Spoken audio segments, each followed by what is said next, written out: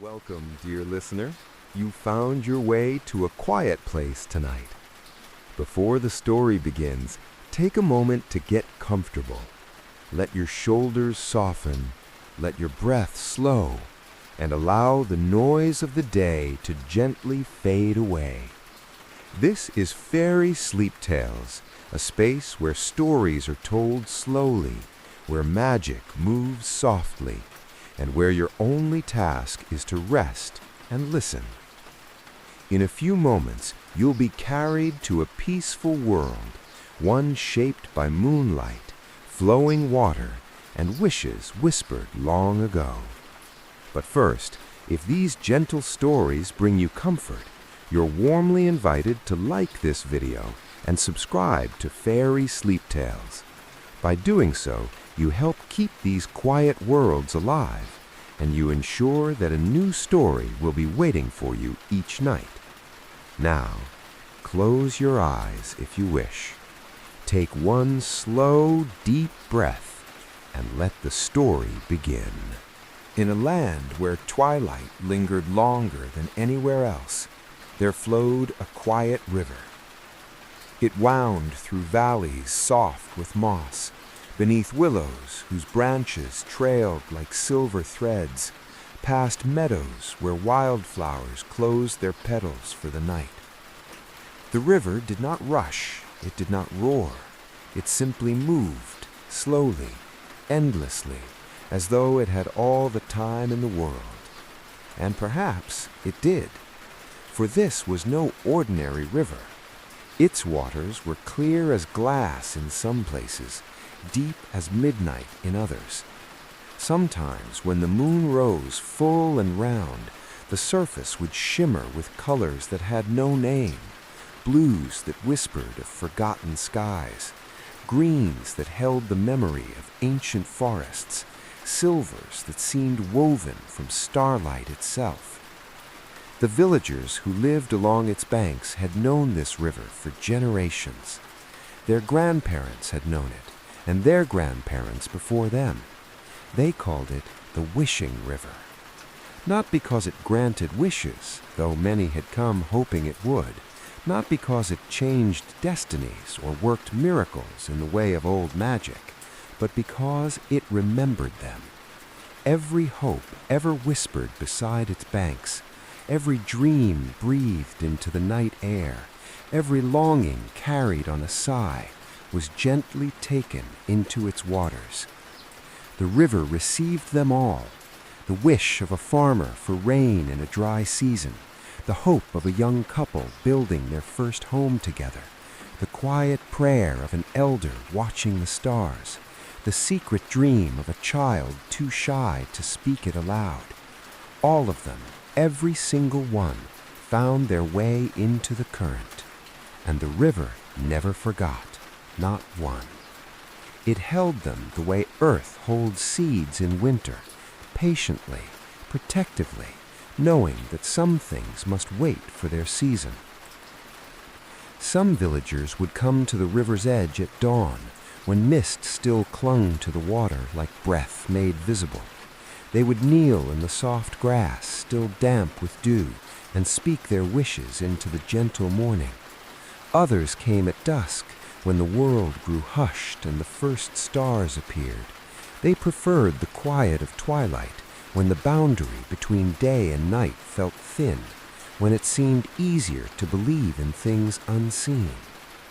And some came only in the deepest part of night, when even the crickets had grown still, when the only sound was the river's eternal whisper, moving, always moving, like time itself. The river welcomed them all. It asked nothing in return, no offerings, no promises, no pledges or bargains. It simply flowed and listened and remembered. Over the years, people began to notice something.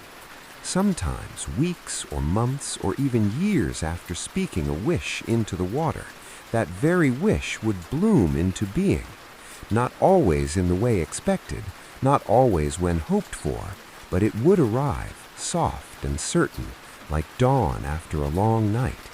and they would remember, standing by the river, the way the water had seemed to glow, the way the air had felt charged with gentle possibility. Was it the river's doing? No one could say for certain, but they knew deep in their bones that the river had held their wishes tenderly, had carried them downstream, had kept them safe until the world was ready. The wishing river flowed on, through seasons of snow and seasons of bloom, through years of plenty and years of hardship, through the laughter of festivals and the silence of sorrow. It flowed, constant, eternal, unchanging, and in its depths, in the quiet spaces between one ripple and the next, lived every wish ever spoken into its keeping, still waiting, still remembered, still cherished. The river never forgot. And now, as the night deepens and the world grows still, let us drift together to the river's edge, where a gentle soul named Elowen waits beneath the twilight glow. Long ago, in a time that might have been yesterday or 1,000 years past, at the very edge of this river, there lived a small soul named Elowen. No one knew exactly when she had first appeared. Some said she had always been there, as much a part of the riverbank as the smooth stones and the bending grass. Others claimed she had arrived on a night when the moon was dark, stepping out of the mist as though she had been woven from it. But everyone agreed on one thing. Elowen was neither fairy nor human, but something softly in between. She was small, delicate as a bird's wing, yet there was something timeless about her, something that suggested she had seen more seasons than her youthful face would tell. Her hair was perhaps her most remarkable feature, long, flowing past her shoulders like a waterfall of light. It was threaded with silver, not the silver of age, but the silver of moonbeams, of frost on spider webs, of starlight caught in water. In the daytime, it appeared pale as winter clouds, but when night fell, when the moon rose and cast its gentle glow, her hair shimmered, luminous, as though lit from within. Her eyes were another wonder. They were the color of early dawn, that precious moment when night begins to soften, when the sky is neither dark nor light, but suspended between the two. A soft blue-gray, like mist over water, like the sky just before the sun remembers to rise. When she looked at you, really looked at you, it felt as though she could see not just your face, but the wishes you carried in your heart. Elowen lived in a small cottage at the river's edge. It was a simple place, built of river stones and driftwood, with a roof of woven reeds that whispered when the wind passed through. Climbing roses grew wild around her doorway, their blooms pale pink and cream, filling the air with their gentle perfume. Inside, her home was spare but beautiful. A wooden table worn smooth by time, a chair beside the window, shelves lined with river stones of every color, each one carried upstream from some distant place, each one holding its own secret story. Dried flowers hung from the rafters, lavender and chamomile, and sweet herbs whose names only she remembered. But Elowen did not spend much time indoors. Every evening, as the sun began its slow descent, as the sky transformed from bright blue to gold to rose to violet, Elowen would step outside. She would pause on her threshold, breathing in the cooling air, feeling the transition from day to night like a familiar song. And then she would walk, barefoot, always barefoot. She wanted to feel the earth beneath her feet, the cool grass, the warm stones still holding the day's heat, the soft mud at the water's edge. She walked slowly, with no hurry, no destination in mind. Sometimes she followed the river upstream, past the old willow whose roots grew half in water and half in earth. Sometimes she wandered downstream, where the current widened and the banks grew thick with cattails. But wherever she went, she walked with intention, with presence, with awareness. She noticed everything.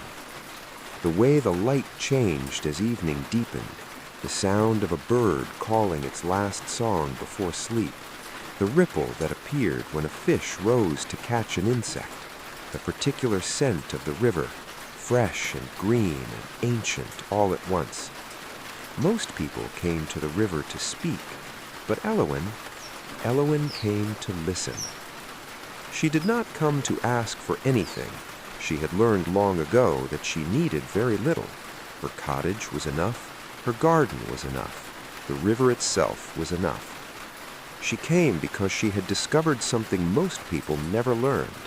If you were very still and very quiet, the river would speak. Not in words, never in words.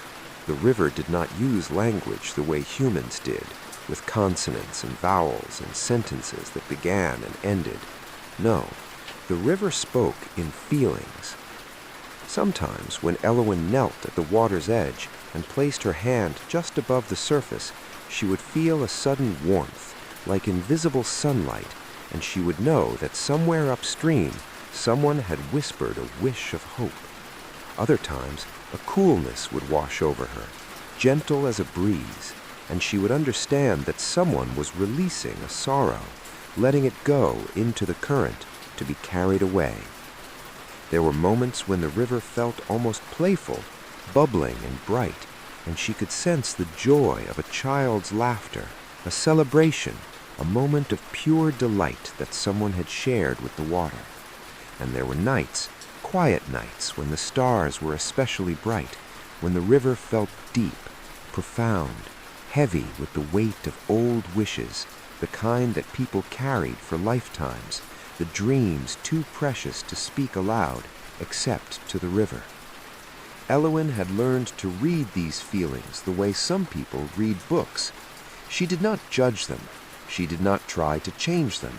She simply received them, acknowledged them, honored them. She had become, in her own quiet way, a keeper of the river's memories. Not by choice, perhaps, not through any grand decision, but through presence, through patience, through the simple act of showing up, night after night, year after year, to sit beside the water and listen. The villagers noticed, of course. They would see her there, a slight figure in a simple dress, hair glowing silver in the moonlight, sitting so still she might have been a river stone herself. Some thought her strange, others thought her blessed. A few understood, though they could not have said why, that she was something necessary, something the river needed, a witness, a companion, a guardian of wishes. Children were not afraid of her. They would sometimes approach, curious, and she would smile with them at warmth in her dawn-colored eyes. She never sent them away. Sometimes she would show them how to skip stones.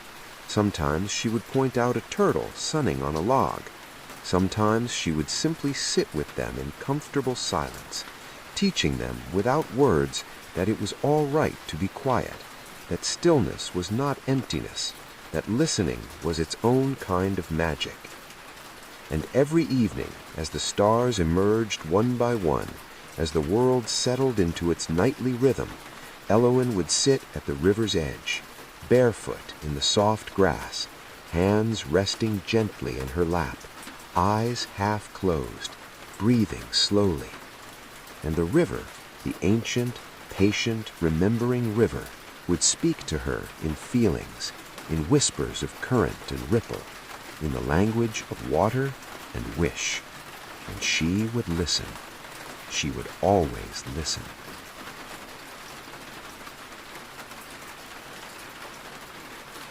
The river's voice. Tonight was different. Elowen felt it the moment she stepped outside her cottage. The air was softer than usual, heavier with something she could not name. Not humidity, not the weight of coming rain, something else. Something invisible yet undeniable. Magic, perhaps. Or simply possibility. She walked her familiar path to the water's edge, but tonight her steps were slower, more deliberate, as though she were approaching something sacred.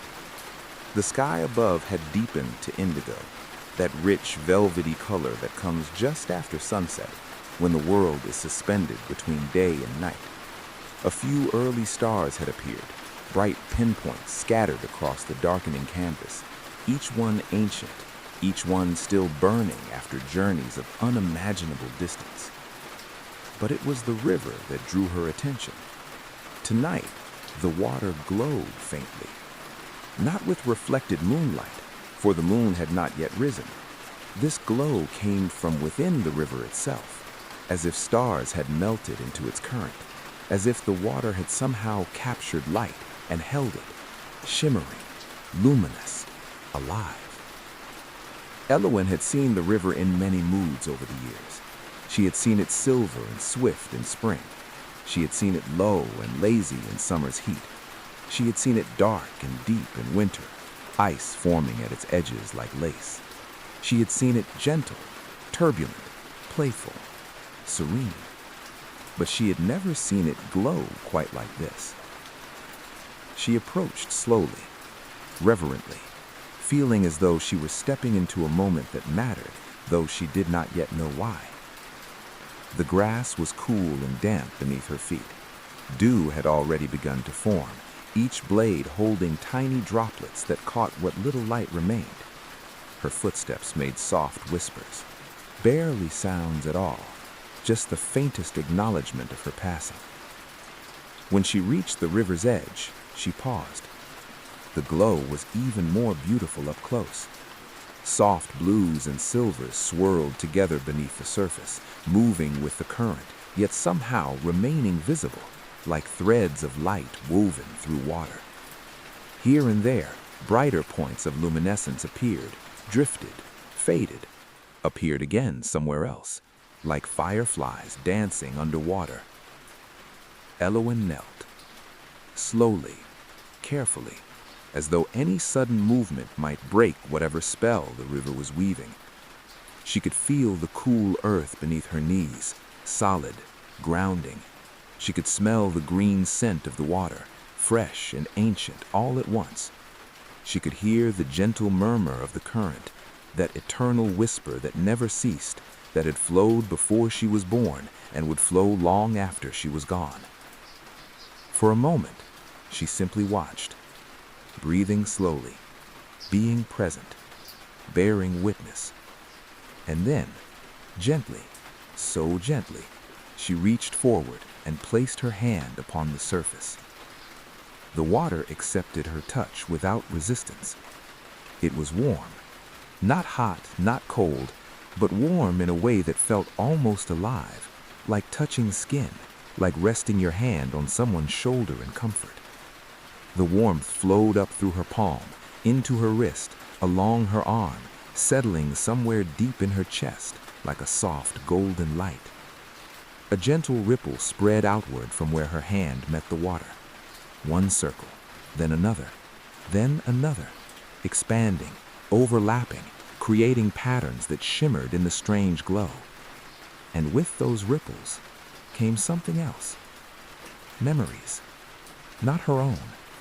Feelings, images, impressions, fragments of experiences that belonged to others, to people she had never met, to souls who had stood where she now knelt and spoken their deepest wishes into the waiting water. The first came like a small bright spark. A child, no more than 5 or 6 years old, standing at the river's edge with their mother. The child was afraid of something, afraid of shadows, afraid of the dark, afraid of being alone, and they had whispered, in a voice so small it was barely a breath, "I wish I was brave." Elowen felt it all, the trembling in that small voice, the earnestness, the hope that maybe, just maybe, if they asked the river, courage might find them. The memory faded like mist, and another rose to take its place. A traveler, Someone older, weathered by years and distance.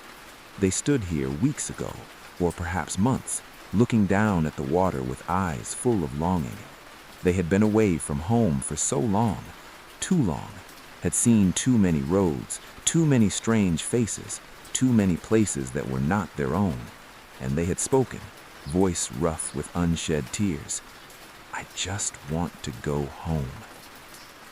Elowen felt their exhaustion, their homesickness, the ache of distance, the yearning for familiar streets, for known faces, for the comfort of belonging.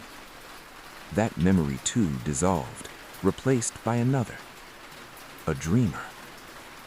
Someone young, someone full of ideas and hopes and visions of what their life could be, but they felt invisible, overlooked, as though no one truly saw them. They came to the river in the deep of night when no one else was near, and they had whispered, fierce and desperate, "Please, let someone see me. Let someone understand." Elowen felt their frustration, their loneliness, the particular pain of having so much inside you and nowhere to put it, no one to share it with. The memories continued. An elderly woman wishing for one more summer to tend her garden, a young couple hoping for a child, a student praying for clarity, a grieving heart asking for peace, an artist longing for inspiration, a lost soul seeking direction. They came in waves, gentle, overlapping, each one distinct, yet somehow part of a greater whole. Each one carried by the river with the same tender attention, each one honored, each one held. The river carried them all, softly, kindly, without judgment. It did not ask if the wishes were worthy. It did not measure them against each other. It did not decide which deserved to be remembered and which should be forgotten. It simply received them, all of them, the grand and the humble, the urgent and the patient, the whispered and the shouted, the hopeful and the desperate.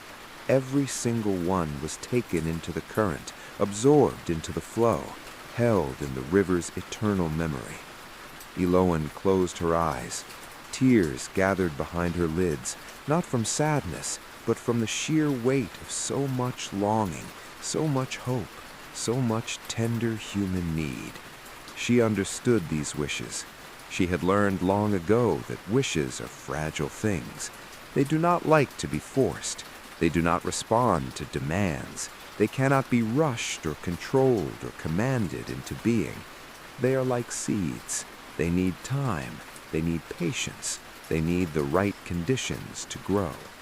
Some wishes bloom quickly, sprouting within days or weeks, surprising everyone with their sudden arrival. Others take years, decades even, lying dormant in the dark, waiting for their moment, gathering strength in silence. And some never bloom at all in the way that was imagined. They transform instead. They become something different, something unexpected, something perhaps even better than what was originally hoped for. The river understood this. It did not promise fulfillment. It did not guarantee outcomes. It offered only one thing: remembrance. Your wish would not be lost. It would not be forgotten. It would not drift away into nothingness. It would be held, carried, kept safe, until the world was ready, until you were ready, until the time was right. Elowen kept her hand on the water, feeling the warmth, feeling the gentle current beneath her palm, feeling the endless flow of wishes moving downstream. She sent her own feeling into the river, not a wish, but a recognition. "I see you," she told the wishes. "I see all of you. You are not alone. You are not forgotten. You are held." The river's glow brightened for just a moment, as if in acknowledgement, as if in gratitude, and then it settled back to its gentle shimmer, patient, eternal, continuing its endless journey, carrying wishes downstream, remembering them all, one by one by one. The promise. Elowen remained kneeling at the water's edge. Time seemed to slow, or perhaps it had stopped altogether. She could not say how long she had been there. Minutes? Hours? The distinction felt meaningless, irrelevant, as though she had stepped outside the normal flow of time and into something deeper. The sky continued its transformation above her. The indigo had deepened to true darkness now, the kind of velvety black that only comes when the sun has fully surrendered to night. More stars had emerged, so many stars, scattered across the heavens like diamond dust, like salt spilled across dark silk. And then the moon began to rise. It came slowly, as moons do, appearing first as a soft glow on the horizon, then a curved edge, then more, gradually revealing itself in fullness. Tonight it was round and luminous, nearly full, casting its ancient silver light across the world. When the moonlight touched the river, the water's glow intensified. The soft blues and silvers brightened, shimmered, danced. It was as though the river had been waiting for this moment, for the moon to join it, for earth and sky to mirror each other. Elowen lifted her gaze to watch. She had always loved this transition, this meeting of moon and water. There was something eternal about it, something that connected her to every person who had ever stood beside any river, anywhere in the world, and watched the moon rise. The same moon, the same water, the same ancient dance. As she watched, something else began to appear. Fireflies. At first, just one or two, flickering in the darkness near the cattails. Then more and more. They emerged from the tall grasses, from the shadows beneath the willow, from the meadow beyond, drawn by something Elowen could not name. They gathered like drifting lanterns, dozens of them, perhaps hundreds, each one carrying its own small light, its own gentle flame, pulsing on and off in the darkness.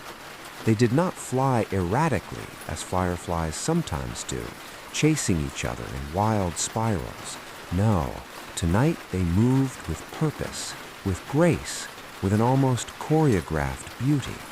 They hovered low over the water, just above the surface, their reflections doubling in the river below, creating the illusion of twice as many lights, a constellation both above and beneath.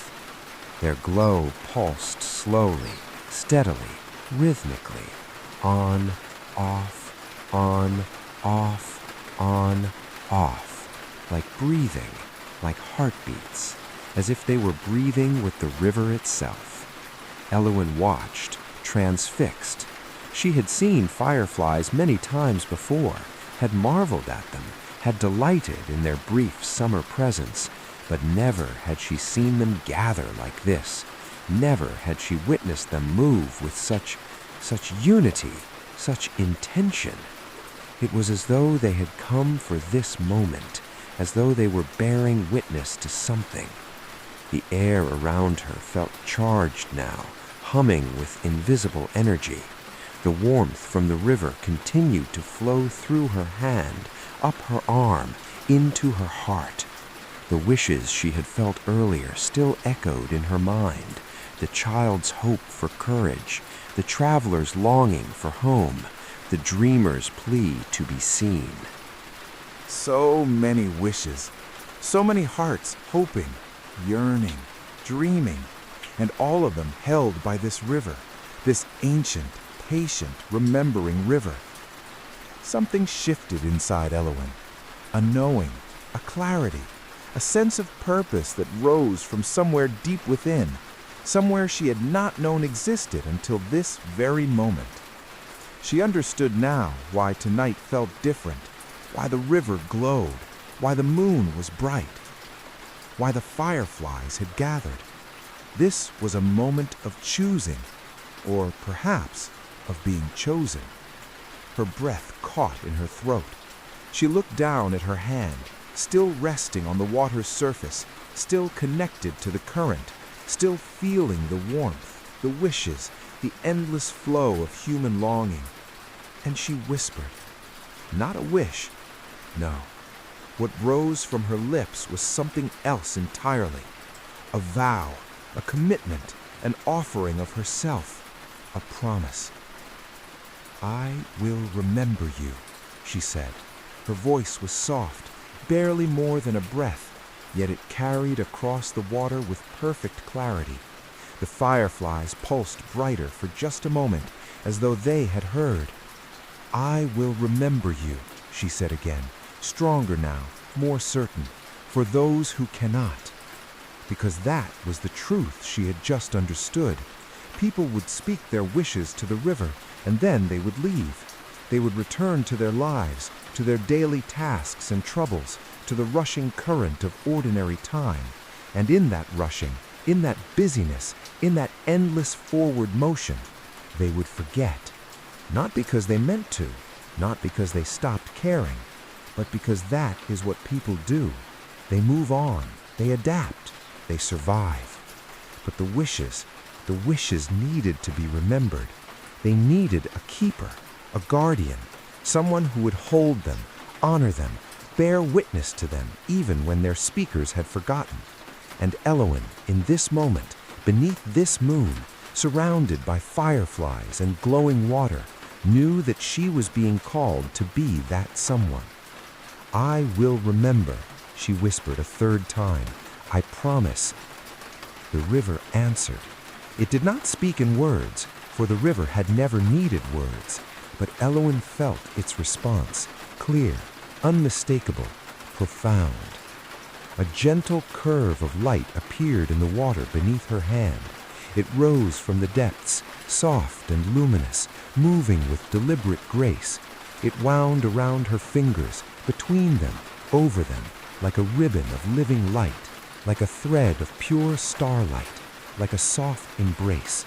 It was warm, it was tender, it was grateful.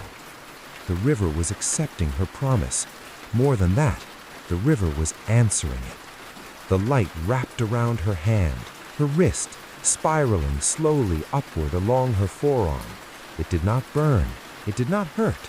It felt like being held, like being seen, like being welcomed home. Tears spilled down Elowen's cheeks.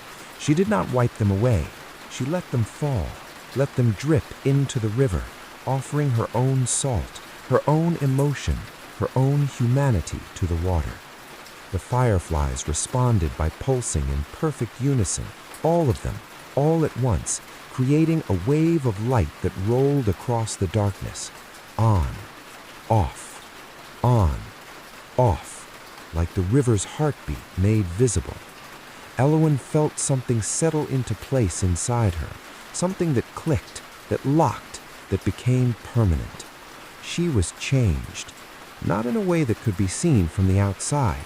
Her hair was still silver, her eyes were still the color of dawn, her small cottage still waited for her return. But inside, in the invisible places where identity lives, she was different.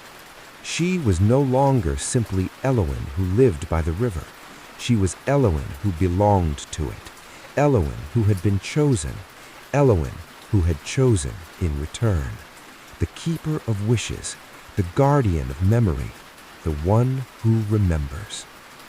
Some say the river chose her that night.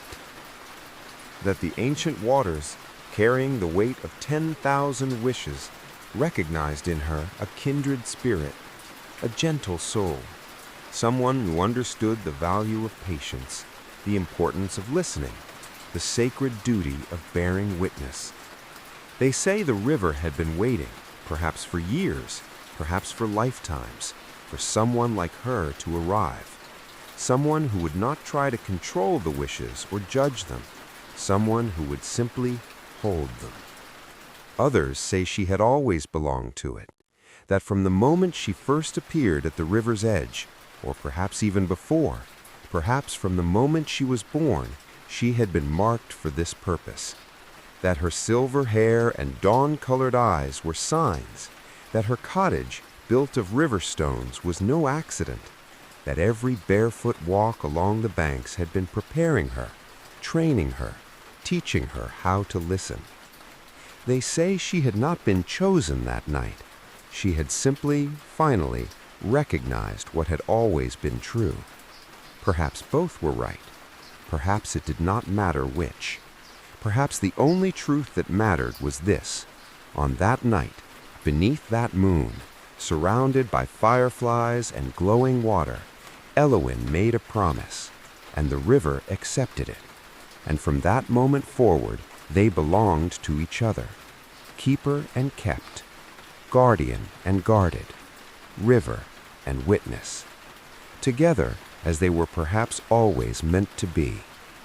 The light around her hand slowly faded, gently, returning to the depths, leaving only warmth behind. The fireflies continued their slow pulse, their breathing rhythm, their silent vigil, and Elowen knelt at the water's edge, tears drying on her cheeks, heart full, purpose clear.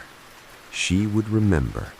For all those who could not, she had promised, and she would keep her promise for as long as the river flowed, which was, she knew, forever. Dreams downstream. While Elowen knelt at the river's edge, while the fireflies pulsed their gentle rhythm, while the moon cast its silver blessing upon the water, far downstream something was already beginning. The river flowed onward. It always did. It always would. Past Elowen's cottage, past the old willow with its trailing branches, past the meadow where wildflowers closed their petals for the night, it wound through the valley, beneath the stone bridge where lovers carved their initials, around the bend where herons nested in the shallows. It flowed past sleeping farms, past darkened villages, past forests ancient and deep. It traveled through the night, carrying moonlight on its surface, carrying wishes in its depths, moving with the patience of something that has no need to hurry. And as it flowed, dreams were already stirring. Miles downstream, in a small house with blue shutters, a child slept. This was the same child who had stood at the river's edge weeks ago, small hand clasped in their mother's, whispering that fragile wish for courage. The same child who feared shadows and darkness and being alone. Tonight, in sleep, something shifted. The child dreamed. In the dream, they stood at the edge of a great forest. It was dark, yes, but not frightening. The shadows between the trees were soft, inviting almost. And as they watched, lights began to appear. Fireflies, hundreds of them, thousands, creating paths of light through the darkness. The child took a step forward, then another. They were not afraid. In the waking world, in the blue-shuttered house, the child's breathing deepened. Their small hand, which had been clenched tight even in sleep, slowly relaxed. Their brow, which had been furrowed with some invisible worry, smoothed. When morning came, they would not remember the dream clearly, but they would wake feeling different, braver somehow, as though something inside them had grown stronger overnight. They would not connect this feeling to the wish they had spoken to the river, but the river remembered. And the river had carried that wish downstream, patiently, lovingly, until the child's heart was ready to receive it. Further downstream, in a city where buildings rose tall and streets never truly slept, an old traveler lay in a rented room. They had been away from home for 3 years now, 3 long years of roads and strangers and places that were not their own. They had whispered their wish to the river in a moment of deep weariness, a longing so profound it had made their voice crack. I just want to go home. Tonight, as they slept on sheets that smelled of lavender detergent, as cars passed on the street below, as the city hummed its endless urban song, they dreamed of home. Not as memory, not as painful nostalgia, but as sudden warmth in their sleeping heart. They dreamed of their mother's kitchen, the way afternoon light came through the window above the sink, the particular creak of the third stair, the sound of rain on the roof they had grown up beneath. They dreamed, and in dreaming, felt a certainty they had not felt in months. It was time. They could go back. They had been away long enough. Whatever they had been seeking on the road, whatever they had been running from, it no longer mattered as much as the pull of home. When they woke, they would check train schedules, they would pack their few belongings, they would begin. In a land where twilight lingered longer than anywhere else, there flowed a quiet river. It wound through valleys soft with moss, beneath willows whose branches trailed like silver threads, past meadows where wildflowers closed their petals for the night. The river did not rush, it did not roar, it simply moved, slowly, endlessly, as though it had all the time in the world. And perhaps it did, for this was no ordinary river. Its waters were clear as glass in some places, deep as midnight in others. Sometimes when the moon rose full and round, the surface would shimmer with colors that had no name, blues that whispered of forgotten skies, greens that held the memory of ancient forests, silvers that seemed woven from starlight itself. The villagers who lived along its banks had known this river for generations. Their grandparents had known it, and their grandparents before them. They called it the Wishing River, not because it granted wishes, though many had come hoping it would, not because it changed destinies or worked miracles in the way of old magic, but because it remembered them. Every hope ever whispered beside its banks, every dream breathed into the night air, every longing carried on a sigh, was gently taken into its waters. The river received them all. The wish of a farmer for rain in a dry season, the hope of a young couple building their first home together, the quiet prayer of an elder watching the stars, the secret dream of a child too shy to speak it out loud. All of them, every single one, found their way into the current, and the river never forgot, not one. It held them the way earth holds seeds in winter, patiently, protectively, knowing that some things must wait for their season. Some villagers would come to the river's edge at dawn, when mist still clung to the water like breath made visible. They would kneel in the soft grass, still damp with dew, and speak their wishes into the gentle morning. Others came at dusk, when the world grew hushed and the first stars appeared. They preferred the quiet of twilight, when it seemed easier to believe in things unseen. And some came only in the deepest part of night, when even the crickets had grown still, when the only sound was the river's eternal whisper, moving, always moving, like time itself. The river welcomed them all. It asked nothing in return, no offerings, no promises, no pledges or bargains. It simply flowed and listened and remembered. Over the years, people began to notice something. Sometimes weeks or months or even years after speaking a wish into the water, that very wish would bloom into being. Not always in the way expected, not always when hoped for, but it would arrive, soft and certain, like dawn after a long night. And they would remember, standing by the river, the way the water had seemed to glow, the way the air had felt charged with gentle possibility. Was it the river's doing? No one could say for certain, but they knew deep in their bones that the river had held their wishes tenderly, had carried them downstream, had kept them safe until the world was ready. The wishing river flowed on, through seasons of snow and seasons of bloom, through years of plenty and years of hardship, through the laughter of festivals and the silence of sorrow. It flowed, constant, eternal, unchanging, and in its depths, in the quiet spaces between one ripple and the next, lived every wish ever spoken into its keeping, still waiting, still remembered, still cherished. The river never forgot. Gratitude. As dawn approached, Elowen rose. The river's glow faded, its surface returning to silver calm. Before leaving, she placed one final thing into the water. Not a wish, but gratitude. And the river shimmered just once, as if smiling.